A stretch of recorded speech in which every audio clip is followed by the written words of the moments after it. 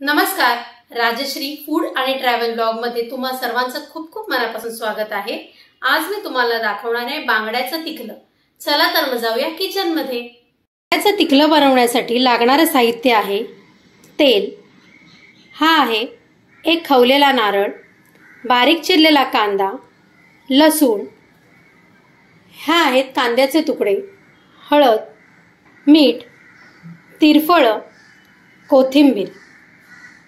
इथे आहे मिरच्या, ह्या आहेत बेडगी मिरच्या आणि ह्या आहेत लवंगी मिरच्या। आणि हे जे तुम्हाला इथे दिसत आहे त्या सुकवलेल्या कैऱ्या आहेत। ह्या सुकवलेल्या कैऱ्यांना मालवणी भाषेत आमटाण सुद्धा म्हटलं जातं। इथे आहेत बांगडे। हे बांगडे मी व्यवस्थित साफ करून त्याचे 2 भाग करून घेतलेले आहेत। चला तर मग आपण सुरुवात करूया बांगड्याचं तिकलं करायला। आपण सर्वप्रथम हे बांगडे घेतलेले आहेत आणि त्याला आपण प्रथमतः व्यवस्थित मीठ आणि हळद टाकून घेणार आहोत आणि हे व्यवस्थित आपण मॅरिनेट करायला ठेवणार आहोत। आपण हे जे मीठ आणि हळद लावलेले जे बांगडे आहेत ते आपण 15 ते 20 मिनिटं मॅरिनेट करायला ठेवून देऊया। आपण इथे या ज्या सुक्या मिरच्या आणि जे आमटाण म्हणजे सुकवलेल्या कैऱ्या ज्या घेतलेल्या आहेत त्या आपल्याला एक 5 ते 10 मिनिटं पाण्यात भिजत घालायच्या आहेत। आता वाटण करून घ्यायचं आहे। वाटण करून घेण्यासाठी आपल्याला सर्वप्रथम घ्यायचं आहे हे ओलं खोबरं, जो अख्खा नारळ आपण घेतलेला आहे तो। त्याच्यामध्ये आपल्याला लसणाचे 3-4 तुकडे टाकून घ्यायचे आहेत। आपण ह्यात पण थोडीशी हळद टाकून घेणार आहोत, थोडीशी तिरफळ। तिरफळामुळे माशाला जो हिंवस वास येतो तो त्याच्यामुळे जातो। तर इथे आपण ही तिरफळ टाकून घेत आहोत आणि जे कांद्याचे तुकडे आहेत ते पण आपण ह्यातच टाकून घेतोय।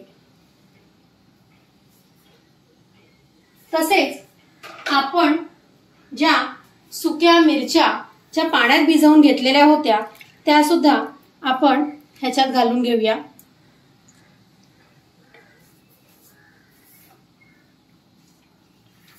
ह्या दोन्ही प्रकारच्या मिरच्या आपण ह्याच्यात घालून घेतोय।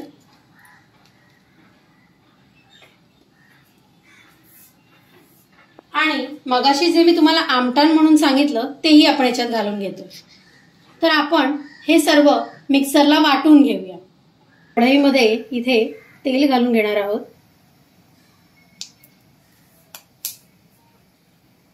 आपलं तेल जरासं गरम झालं की आपण यात घालणार आहोत कांदा। तर आपण इथे कांदा घालून घेतलेला आहे। हा कांदा आपण व्यवस्थित परतून घेऊया।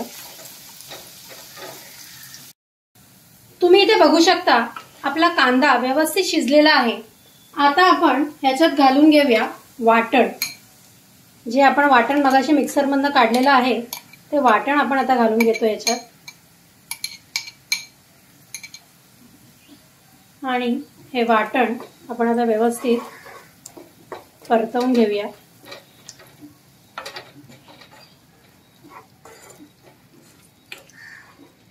कांद्यामध्ये हे वाटण घातल्यानंतर व्यवस्थित एकजीव झालेला आहे।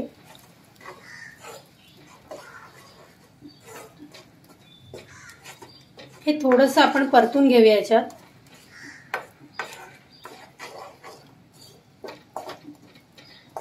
हे वाटण एक 3 ते 4 मिनिटं तुम्हाला हे व्यवस्थित परतून घ्यायचं आहे।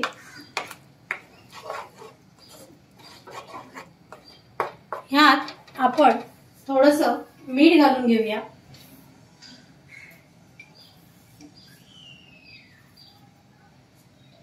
आपल्याला मीठ इथे थोडंसंच घालायचं आहे कारण ऑलरेडी आपण माशाला मीठ लावलेलं आहे। यात आपण थोडंसं पाणी सुद्धा घालून घेऊया आणि हे वाटण पुन्हा एकदा आपण व्यवस्थित ढवळून घेऊया.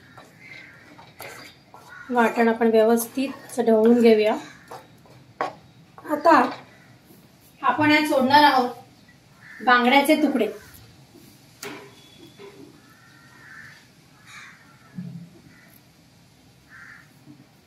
तर हे आता आपण बांगड्याचे तुकडे याच्यात घातलेले आहेत. हे सुद्धा आपण ते व्यवस्थित एकजीव करून घेऊया.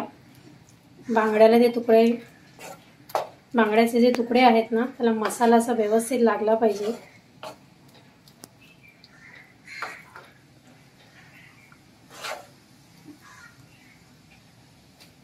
आता आपण ह्याच्यावरती लीड ठेवूया एक 8 ते 10 मिनिटांसाठी.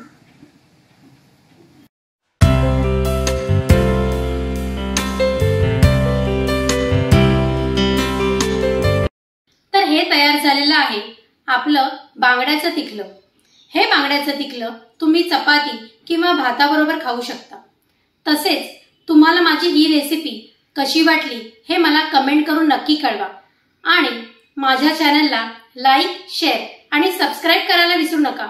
आणि बेल आयकॉन सुद्धा क्लिक करा. थँक्यू.